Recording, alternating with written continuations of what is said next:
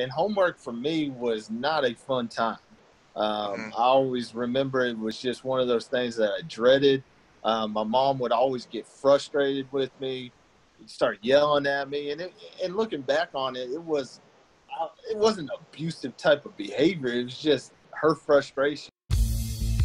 Hi, this is Liz Weaver, and you are listening to the Learning Success Podcast, an information-packed podcast with the latest news, information, and tips to help you overcome a learning difficulty. For anyone suffering from a reading difficulty, writing difficulty, a math difficulty, a focus problem, dyslexia, dyscalculia, dysgraphia, or ADHD, this is the place for you. The Learning Success Podcast is brought to you by learningsuccesssystem.com. Hello and welcome to the Learning Success Podcast. I'm Phil Weaver, and today we have Josh Ruse, the hardcore behaviorist. Josh has worked as a behavior interventionist in public schools for the past 12 years. His main focus is designing inclusion behavior programs, school-wide and self-contained programs. He created hardcorebehaviorist.com to be a mentor for teachers who need help. He says that when he started, there were no mentors that helped teachers with behavior intervention, and he's here to fill that gap. Although his work is in helping teachers in the classroom, I know him to be also skilled in helping parents with behavior as well. So whether your child is having a behavior struggle or is a perfect angel in every way, I'm sure that Josh can help you out. Hello, Josh, and welcome to the show. How are you today? Pretty good. How about you? I'm doing quite well, very well. So, Josh, you're from Austin. We just talked about, and how is? Let's jump into. I'm interested. How did you become a behaviorist? I'm not sure that I've even. So, long story short. You know, I went to college in San Marcos at Texas State, and my biggest goal there was to become a coach. I wanted to coach baseball, and I wanted to coach football. So I was in some of my educational classes, and we had to go volunteer time at the local elementary schools to work in some of the behavior inclusion programs. Just so that we can get papers written and work turned in for projects. So I started working in one of the elementary schools locally there in a behavior inclusion support program, and they were in desperate need for help. So, one of the biggest things that I always looked at, what they told me was, oh, you're a guy, and there's not a whole lot of guys working in the elementary schools. Right. And most of the kids that were in some of these programs are all boys. So every week they started calling me back into the programs. I started out volunteering, and then I ended up becoming like a paraeducator. It's like a teacher assistant. And then from there, I got into being a teacher, and from there, the growth began. It was one of those things that you think you know everything, but it takes quite a bit of years to, what I like to call falling forward. Right. Getting trained on behavior interventions, seeing so many different behavior programs that come in and out of the school, and really analyzing which one of those are the best programs for the schools. So, that's kind of how I got my start, was early into when I was in college. I just kept getting asked back because they were in such a desperate need for help in the school districts. I see. So, so a behavior inclusion program. So what exactly is that in a school district? So a behavior inclusion or like push-in program is basically what you have is you have a caseload of students that have behavior supports. So basically it's the kids are actually in the general education classroom, and what we kind of do is we support them throughout the day. So sometimes we have to sit down and we have to write a behavior intervention plan and train the teacher on how to provide that intervention plan within the classroom to decrease some of those behaviors. And then other times, basically what we do is we are constantly monitoring the kid within the classroom. I like to call them like drive-bys. We'll drive by the classroom and just kind of look in to see how the kid's doing. If the kid needs extra support within the classroom, we'll sit in the classroom and help that student out. If the student is just getting really frustrated, we may have to pull the student out of that classroom and then kind of bring them into our classroom to try to calm them down and get them back on track for their day. So that's kind of like how we run our programs here in Texas. And there's a lot of data on that too. We have to go in and take data. We create behavior goals for those behavior intervention plans, and we're recording. We go into the classrooms and record data for that, so that each 6-week grading progress reports, we're making strides to reach those goals that we stated in their annual ARD meetings throughout their years. So that's kind of what we're doing, and a big part of it is really training the teachers on using reinforcement plans in this classroom. We have to sit down and train that teacher. We also have to take the student out and really get a reinforcement plan going. Sometimes we're looking at like what the function of that behavior is. Teachers tend to struggle when that behavior starts escalating. Let's call an administrator in there, or let's get somebody in there to remove the student, and students start learning, well, if I don't like this particular subject, I'll just, have a behavior issue, then I can get pulled out. So our goal was to try to go in and prevent some of those things from happening within the classroom by providing a intervention that teachers can use to decrease those behavior problems. Right. So probably typically without training, somebody might not have some really good tactics for that. Exactly. Yeah. Exactly. Interesting. So you mentioned before we started the podcast that the earlier ages that there's a lot more problem. Yes. So, with where my career ended up taking me was as a behavior specialist. So I actually got the opportunity to work with four districts, and most of our behavior problems come out of the elementary schools. So as students get older, like they tend to kind of mature out of those behavior problems, or they've been in a behavior program for several years and they've learned those skills to be able to cope with the problems they have throughout the day. So usually some of our major issues are coming from that elementary schools, because the biggest thing is trying to provide those kids with the correct social skills that we're trying to teach replacement behaviors, and just trying to really get good reinforcement plans for those students so that they can learn how to deal with the behaviors or the anger that they're having at that exact moment, and use other skills so that they can work through those problems. And usually elementary is more of the high behavior problems, because kids are not taught those skills at the house as much as we're trying to hit on those skills at school. So it kind of takes a while, and so most of our problem behavior issues come from the elementary schools. I see. So it sounds like if you're not having as many in the older schools, that it's successful. You're making change. Yes. Yeah. Is this sort of a I have family, like I told you, I've got family in Austin. My sister is a first grade teacher, and stepmom works in special ed there. So I've been around the Austin school district a little bit, even though I'm in California.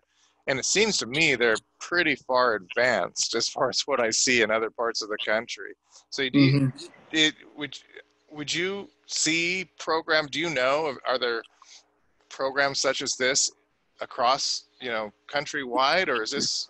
So from a lot of my followers on my Instagram, they tend to reach out and ask, about those type of programs.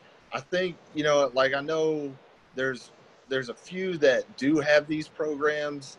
Like there's a few teachers in Wisconsin that are kind of running these type of programs. But for the majority, I feel like some of my followers that reach out are struggling in this area because what they're telling me is that they don't have these type of programs within their schools, and they're struggling on figuring out what kind of solutions that they can provide for these students when they don't have these programs available.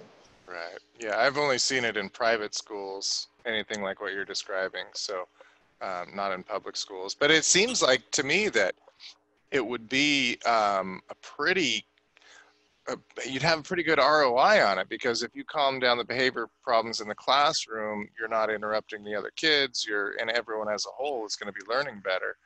And what's funny that you mentioned that you've seen it in private schools. I've actually got the opportunity to work in some of the private schools as well.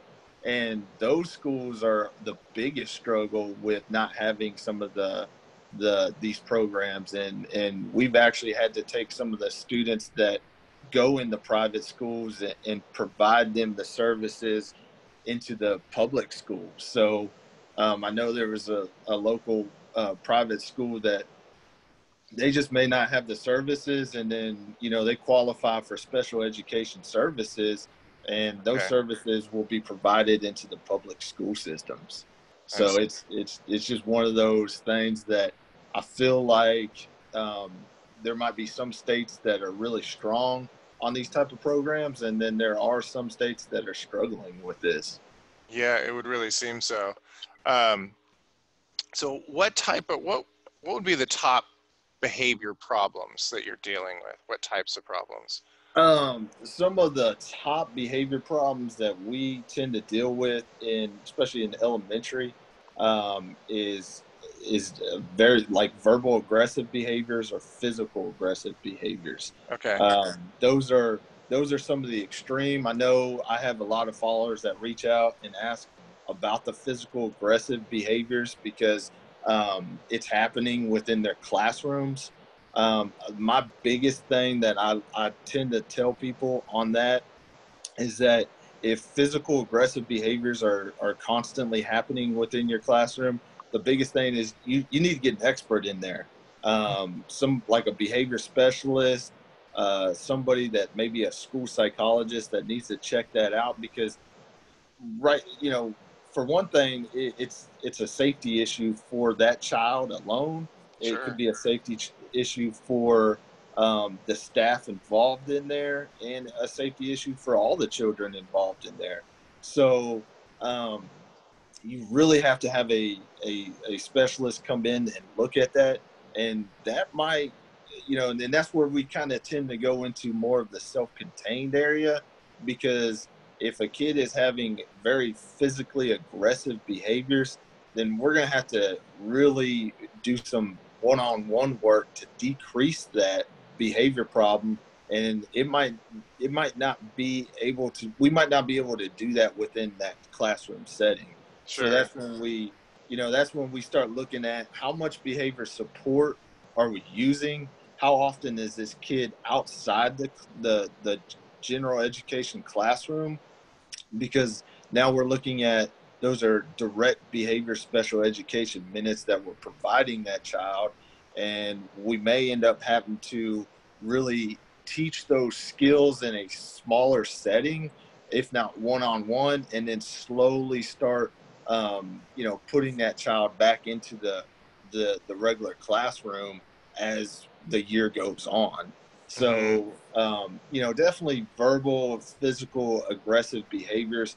are some of the top behaviors that happen in the elementary schools, because some of these kids just get really dysregulated and they don't know how to use coping skills on how to, come back from those very aggressive behaviors. And those are things that we try to teach. I do tell some of the followers that sometimes you got to go to, the outside, or there might be some behavioral hospitals that we got to start sending the kids to, because it could be more of a deeper thing that sometimes, at the end of the day, some of the schools are not trained on how to deal with that problem, and that might need to be more dealt with doctors. And so that's kind of where we end up trying to intervene on that and start saying, okay, well, we've tried everything that we possibly can within the school system, and it's time to go into more of a mental health type of facility, so that kid can get the interventions needed to help that child out. Right. So, and that's kind of where we're at. As the kids get older, some of the biggest issues that you tend to see is kid not going to the class, or a student not wanting to do the work. My first red flag on any student that just does not want to do the work is always question where the academic deficit's at. Okay. That's one of those hard things to do, especially in schools, because if they've always been in these programs, some programs really try to get really work with the kid to make sure that the kid's on par with academics. But sometimes with kids that don't always receive special education services, they get lost in the whole school system.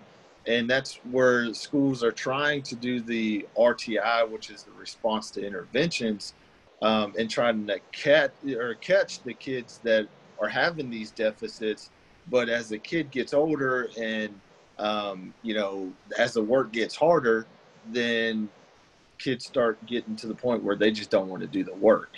So, and that's where I always look at is, okay, maybe it's an academic deficit that we have. Right. So is that, in that case, is an academic deficit the majority of the cases, or usually, I mean, character issue?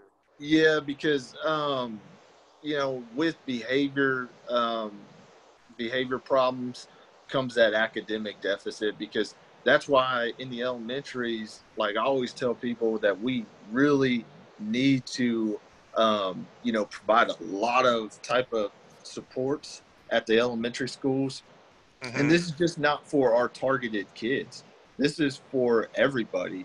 When we talk about having a really sound RTI system, we usually do a three-tiered RTI system. So you have tier 1, tier 2, and tier 3, and you really need to look at what kind of interventions are you providing at each tier. So a tier 1 is going to be more like 80% of your students should be able to do this and get through school. And then you have that tier 2 where it's starting to get where you're trying to break down some of the programs that you can provide to students, so that you're trying to prevent them from entering more of that tier 3, which is some of that special education services through behavior supports that we offer. Okay, so that's interesting that you mentioned not just the behavior problems, but all the kids need to be, and that you said later on when things get more difficult, that's when things may arise. There are two situations that I'm familiar with that are not diagnosed early. Typically, the data is showing one is ADD, not ADHD. ADHD shows up pretty easily, right? But ADD, I know of a lot of kids that they didn't figure it out until college, and because And then the other thing is girls. So we've got data, a lot of data showing that. So we've got an online dyslexia test and a couple of different learning disabilities tests, and we looked through the data. It was about 40,000 submissions, and what we could see is that the boys, the parents were looking at these. The boys, the majority were looking at it at like age 8, 9. And these were coming out. And the girls, it was 16, 18, 21 that, so obviously I'm sure it's not arising in girls at the point. I think that it's probably they're emotionally more intelligent and therefore easier to hide these things. So yeah, is that something that you would kind of look more closely at, or? I would definitely kind of look at that too.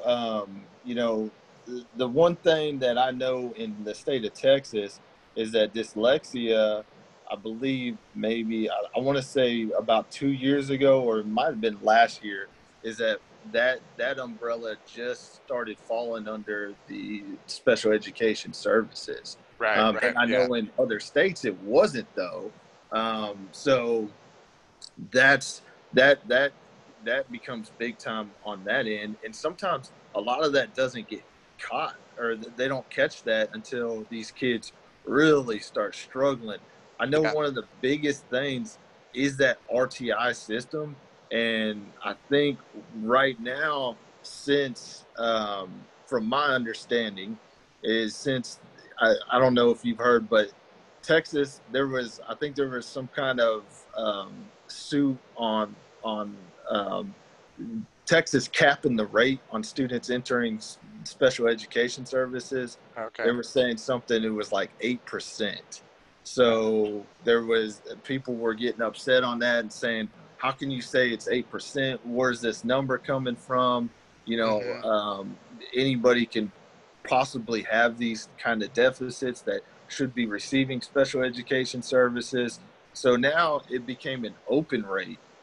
And that means like parents can refer students into special education if they're thinking that there are problems. And so what we ended up having last year was that we had a high rate of students needing to be tested for special education services. So that's when we have the school psychologists or the DIAGs come in and do assessments to see where their deficits are. And then us as a behavior specialist, we had to go in and do the behavior side of the assessment as well. But what was frustrating is the lack of RTI interventions being done within the school system. So some schools had good RTI programs and some schools did not have good RTI programs. So when these schools don't have these really sound RTI, which is the response to intervention programs, that's where these kids start getting gaps. And now I think what's happening is the feds are coming in and saying that these schools really need to have these really good RTI programs so that we can catch these students before they get into 8th, 9th, 10th, or even outside of the school system. And I think that's where you're probably starting to see that some of these kids are not knowing about this until later on as they get into the higher grades or almost out of or into college, is because most schools struggle with having any kind of response to intervention systems provided. Right. So that's being changed a lot now. I know that we have these times during the day where it's structured in there that we have 30 to 45 minutes of each, these kids are going into a smaller group setting to really hit on those deficits so that teachers are trying to improve those skills. Right. And you're seeing that among some schools in your area and not some schools in your area. Yes. So it's even spotty within what I've seen to be some of the most forward-thinking schools in the country. Mm-hmm. Yes. Yeah. So my guess is there's not much of this implemented countrywide at all then. Probably not. I mean, yeah, if you guys are just getting the schools that need it there, how do you see it being implemented there? Is it going to happen quickly, or is it? In our schools, it's definitely happening quickly. Mm-hmm. It's one of those things that, we've always talked about is, like I always say, the heart of a school district or a school system is your RTI. I mean, every year you're going to have behavior problems. Every year you're going to have academic deficit problems. Every year you may, even, it depends on what state you're in. I feel like you're going to have language deficits due to students coming in that don't know the English language. So those are some of the top areas that you're going to have problems. And as a school system or somebody that works in a school system, it's like those are the three main focuses that, in my opinion, we need to look at and know about, like, every year. Those are going to happen. And what are our programs that we're going to be providing so that we can teach these kids the skills that they need to, close those gaps on those deficits? Yeah. What about so the kid, you're talking about all spectrums of this, and it's interesting you're talking about the kids, it seems like more in the middle of the spectrum, they might be the ones that fall through the cracks. Is that? Mm-hmm. Mm-hmm. Yeah. If they're a big behavior problem, you're gonna snatch them up and work with them, but it's the ones that. Yes, it's the ones that don't tend to be a major behavior problem, or the ones that tend to they're passing their classes, and it's not a major academic deficit for them. So it's the biggest thing is it's what we're hitting on is like you said, the ones that are showing us all the red flags, having the major behavior issues or Mm-hmm. having the major academic deficit issues. And those are the ones that we're focusing on as much as we can. Right. So it's yet these ones in the middle are going longer and probably causing even more emotional struggle with them and loss of self-esteem, loss of self-confidence. I see that, and I just talking more so. I see that in talking to adults, looking back on their history in school and realizing that how their behaviors changed. Even again, one talking about like who he hung out with. He was really bright guy and really athletic, yet he tended to hang out with more of the troublemakers, the ones who were smoking cigarettes or whatever else, and on school time. And because they didn't ask the questions, he felt more hidden. I think more hidden away among those peer groups. And so what I noticed what is starting to happen now is because a lot of, from what we're looking at, is a lot of the outside where the jobs, the businesses, they're noticing a lot of this stuff, and they're noticing that some coworkers or employees don't really know how to handle that type of stuff. And so what they're asking is, are these skills being taught in the schools? And I know at the middle school now, at 6th grade, we have a success class being taught, and we're providing the team leadership classes that are being taught, and it's teaching these skills of kids it's teaching kids these skills that they can use that when they enter that job world, right. that those are the skills that they're trying to hone on, because I don't think a lot of that was being taught. I know when I went to school, none of that was being taught. I No. mean, we never got to go into a leadership class or anything, learning about success and learning No. about, you know, not hanging out with some of the bad influences in your life, and you know, you are who you hang out with.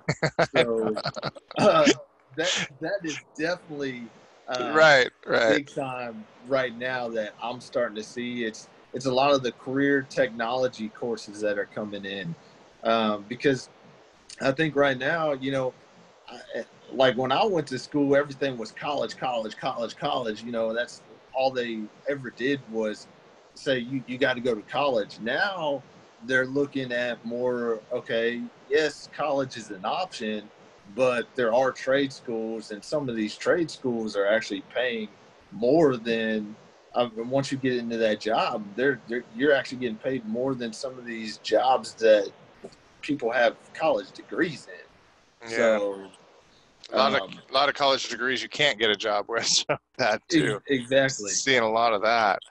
Yeah. But that's really good news. I mean, the things that are not taught in school or have not traditionally been taught in school are some of the most important things in life. Yeah. Success skills, money management, things like, you know. And that's it. And that's that. I mean, I like that's some of the skills even when I got out of college, I'm embarrassed to say this, but I didn't even know how to write out a check. And I had to go to my mom and ask. I was 23 years old and said, I don't know how to even write a check out. I never learned that skill. And and now that's what the schools are kind of hitting hard on as these kids get in more of the middle school, is because now we're really looking at their transition goals. You know, what are these kids going to be looking at outside of the school? Are they going to college? Or are they, you know, can we provide some programs to get these kids to know that there's other things out there that they could go into? And so that's being hit pretty hard that I'm seeing in the state of Texas right now. Yeah, well, Texas leads the way as far as I've seen. So that's fantastic. It really is. So let's talk about, you know, behavior issues come up around like homework time with parents is one of their biggest struggles. Let's kind of go into that. Now, I know, you know, parents are always doing their best. Mm-hmm. Not all of them have the skill set to help kids navigate some of this. And we talked about, you mentioned that if there's behavior problems in school, there may be an academic problem going on, and that academic problem may be hidden or not noticing it too much, right? And I see the same thing with parents. As a matter of fact, our data is showing that the kids are in a pretty bad emotional states before it's even recognized. So I know you, as a kid, I've heard you mention that the way your homework time was dealt with was probably not ideal. Is that? No, definitely Okay. not ideal. All right. You know, and what's funny about this is I was the type of kid that I made it through. I had decent grades. I was never a straight A student.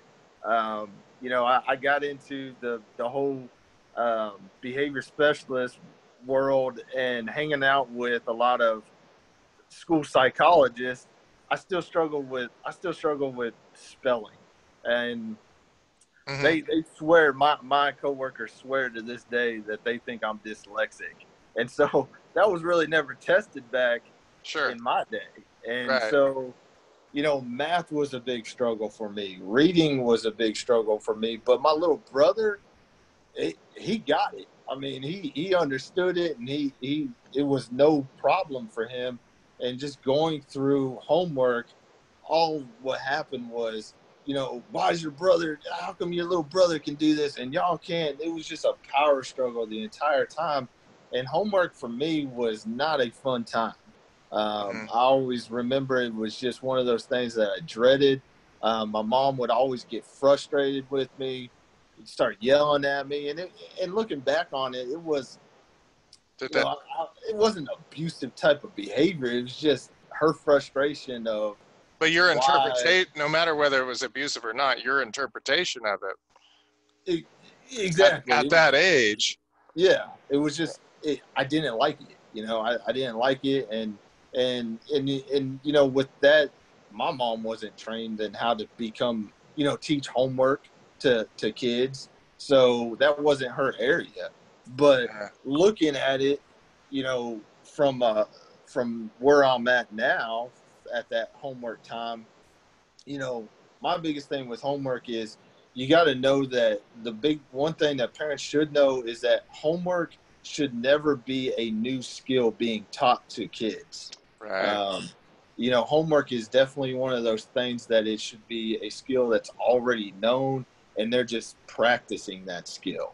And sometimes teachers don't always go down that route. And that would be my first question, is that if I knew one of the kids was like struggling with homework, I would be like, okay, do you know the skill? I mean, why are we doing homework on a new skill? Because, when a new skill is being taught, for parents, I can see some of the homework being a little bit easier at the elementary, especially like in math or something like that.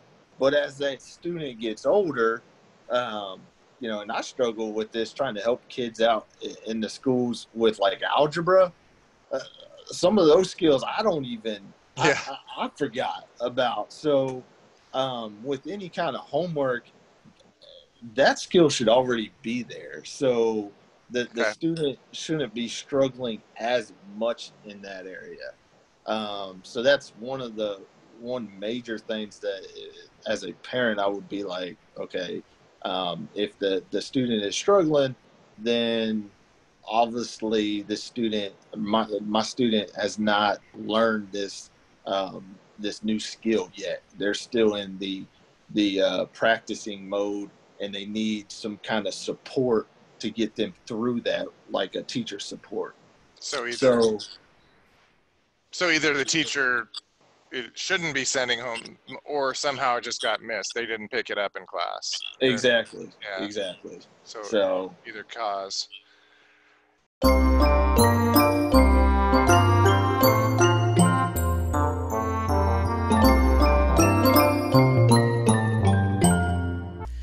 Do you have a smart child who is struggling in school?